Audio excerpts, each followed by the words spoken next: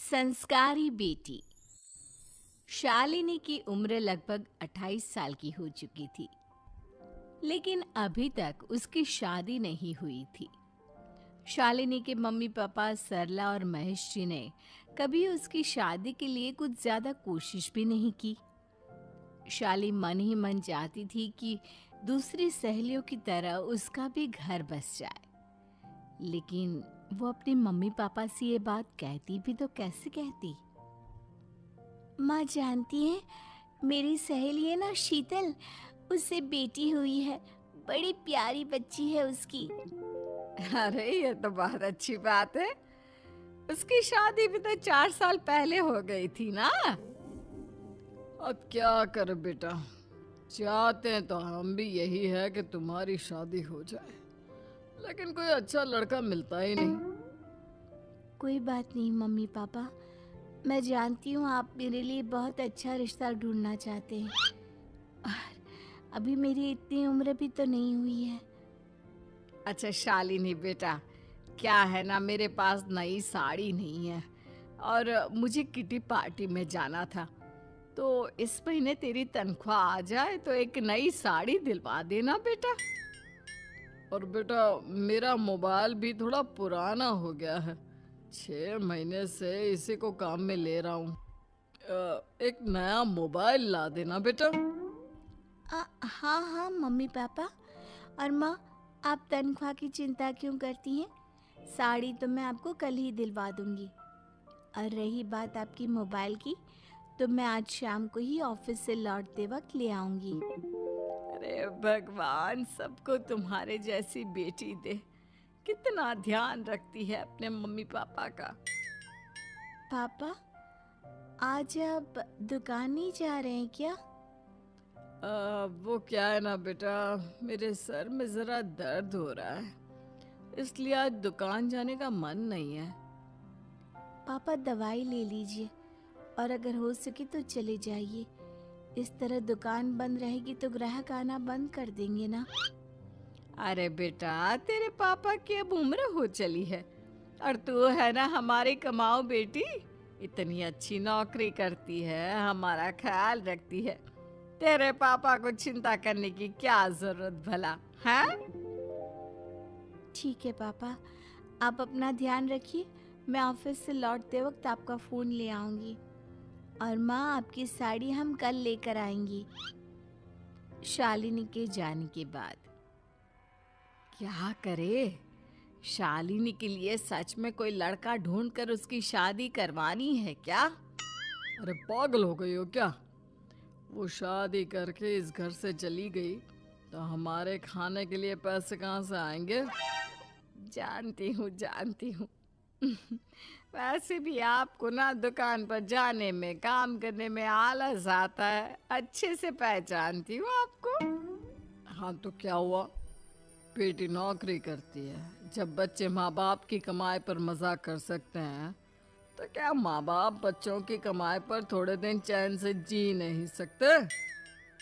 अरे वो तो हम जी रहे हैं ना, देखा ना, हमारी बेटी एक ही बार में हमें मोबाइल और साड़ी दिलाने के लिए कैसे फट से तैयार हो गई। एक दिन सरला की एक पड़ोसन अपने भतीजी का रिश्ता लेकर सरला के घर आती है। सरला बहन, ये मेरा भतीजा है प्रशांत। इसके लिए रिश्ता ढूंढ रही थी बहुत दिन से। अचानक से तुम्हारी बेटी का ख्याल आया। इतनी सुंदर और अच्छी नौकरी वाली लड़की है, मुझे तो बहुत पसंद है। अरे तुम्हारे पसंद करने से क्या होता है, मेरी बेटी को भी तो तुम्हारा भतीजा पसंद आना चाहिए ना। हाँ हाँ, ऐसे थोड़ी ना कि तुम्हें हमारी लड़की पसंद आ गई और हमने रिश्ता कर दिया। मेरा भतीजा बहुत बड़ी कंपनी में जॉब करता है। अंकल जी, मैंने आपकी बेटी को देखा है और वो मुझे बहुत पसंद है। हाँ हाँ, तुम्हें तो पसंद है, लेकिन हमें भी तो उससे एक बार पूछना पड़ेगा ना। तो बुलाइए ना शालिनी को, उससे पूछ लेते हैं कहाँ है वो। ऑफिस गई है और उसको आने में अभी देर लगेगी। लेकिन तभी शालिनी ऑफिस से आ गई। ये लीजिए, शालिनी भी आ गई। अब आमने सामने ही बात कर लेते हैं। आओ आओ शालिनी बेटा, इससे मिलो। मेरा भतीजा प्रशांत प्राइवेट कंपनी में अच्छी जॉब करता है। अब बेटा, तुम्हें ये लड़का पसंद है क्या? देखो बेटा, सोच समझ कर हाँ करना, तुम्हारे ऊपर कोई जबरदस्ती नहीं है। मम्मी पापा, प्रशांत की जॉब और उसकी बातें सुनकर मुझे तो काफी अच्छा लगा। मैं उससे शादी करने के लिए तैयार हूँ। ये लो, सारा मामला यहीं के यहीं निपट गया। लड़का और लड़की राजी हैं, तो अब हमें क्या। सरला की पड़ोसन और प्रशांत वहां से चले जाते हैं। अगले दिन, क्या हुआ मम्मी पापा, आप इतने उदास क्यों लग रहे हैं? वो क्या है ना बेटा, तुमने शादी के लिए हाँ कर दी उस लड़के के साथ। तो क्या हुआ माँ, उस लड़के में कोई खोट है क्या? आपको वो पसंद नहीं? अरे नहीं नहीं बेटा, जिसमें तुम्हारी खुशी उसमें हमारी खुशी। हमें भी लड़का पसंद है। तो फिर क्या बात है? अगर कुछ भी है तो आप मुझे बता सकते हैं। तुम्हारी माँ ये सोच सोच कर परेशान है कि तुम्हारे बाद हमारा क्या होगा। तुम हमारी इकलौती बेटी हो, हमारा बुढ़ापा कैसे कटेगा। अब बेटा, हम अपने बारे में सोचकर तुम्हें जिंदगी भर शादी करने से रोक तो नहीं सकते ना। जाओ, तुम अपनी जिंदगी में खुश रहो। हमारा क्या है, जैसे तैसे जी लेंगे। हाँ, बात तो सही है बेटा। कैसे भी करके मैं दुकान का काम कर लूंगा। तुम और प्रशांत शादी करके खुश रहो। अपने माँ बाप की बात सुनकर शालिनी काफी दुखी हो जाती है। उसे लगने लगता है कि वाकई में उसकी शादी हो जाने के बाद उसके माँ और बाप का ख्याल कौन रखेगा। और यही सोचकर वो एक दिन प्रशांत से मिलती है। देखो प्रशांत, तुम मुझे बहुत पसंद हो, लेकिन मैं चाहकर भी तुमसे शादी नहीं कर सकती। अरे क्या हुआ शालिनी, क्या तुम मेरी किसी बात से परेशान हो? नहीं नहीं प्रशांत, मैं अपने माँ बाप की इकलौती संतान हूँ। अगर मैं भी शादी करके घर से चली गई तो उनका ख्याल कौन रखेगा, उनका खर्चा कौन उठाएगा।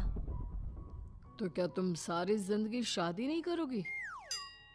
शायद नहीं प्रशांत, और अगर अपने माँ बाप के लिए ये भी करना पड़े तो इसमें गलत क्या है। प्रशांत की सारी बात जाकर सरला के पड़ोसन यानी कि अपनी बुआ को बता देता है। ये सरला तो बड़ी चालाक निकली। प्रशांत, वो अपनी बेटी के साथ खेल खेल रही है। कैसा खेल? आप क्या कहना चाहती हैं? अरे शालिनी बहुत सीधी और संस्कारी लड़की है, लेकिन ये सरला और महेश एक नंबर के चालाक। बुआ जी, आपकी बात सही है, लेकिन अपनी बेटी के साथ भला कोई क्यों चालाकी करेगा? वो तो मैं तुझे कल बताऊंगी। तो कल सुबह मेरे साथ शालिनी के घर चलना। और फिर अगले दिन, क्या हुआ सरला बहन, तुम्हारी बेटी ने तो शादी के लिए मना कर दिया। अब पता नहीं बहन जी क्यों मना कर दिया। हम तो चाहते थे कि बेटी की शादी धूमधाम से करें। हमारी तो बहुत इच्छा थी कि शालिनी की शादी प्रशांत के साथ हो जाए, लेकिन अब क्या करे, वही नहीं चाहती। आंटी जी, शादी के बाद मुझे अपने माँ बाप की बहुत चिंता रहेगी। उनका ख्याल कौन रखेगा। और इसलिए मैं प्रशांत तो क्या, किसी से भी शादी नहीं करना चाहती। अंधी हो गई हो क्या माँ बाप के प्यार में? पहले जरा अपने माँ बाप से सच तो पूछ लो। कैसा सच? यही सच शालिनी, कि ये तुम्हारे सगे माँ बाप नहीं है और तुम इनके लिए सिर्फ पैसे कमाने का एक जरिया हो। अरे अरे ये तुम क्या कह रही हो? सच ही तो कह रही हूँ भाई साहब। अब सीधे सीधे अपनी बेटी को अपनी सच्चाई बताओगे या फिर मैं कोई दूसरा तरीका निकालूं? हमें माफ कर दो शालिनी। वो क्या है ना, हमारी कोई औलाद नहीं थी और जब तुम छोटी थी तो हमने तुम्हें गोद ले लिया था। तो इस नाते तो मैं आपकी बेटी ही हुई ना। लेकिन तुम्हें गोद लेने का हमारा सिर्फ एक ही मकसद था कि बड़ी होकर तुम नौकरी करो और हमारे लिए पैसे कमाओ, क्योंकि तुम्हारे पापा को काम करने में बहुत आलस आता है। और ये सच है कि हम ही नहीं चाहते थे कि तुम्हारी कभी भी शादी हो। कोई बात नहीं मम्मी पापा, आपने मुझे गोद लिया, पाल पोस कर बड़ा किया। भले ही उसके पीछे आपका कोई भी इरादा सही, लेकिन मैं आपकी बेटी हूँ। शादी तो मैं प्रशांत के साथ कर लूँगी, लेकिन उसके बाद भी जिंदगी भर आप दोनों का ख्याल रखूंगी। शालिनी की बातें सुनकर सरला और महेश को अपनी गलती का एहसास होता है और वो उससे माफ़ी मांगते हैं।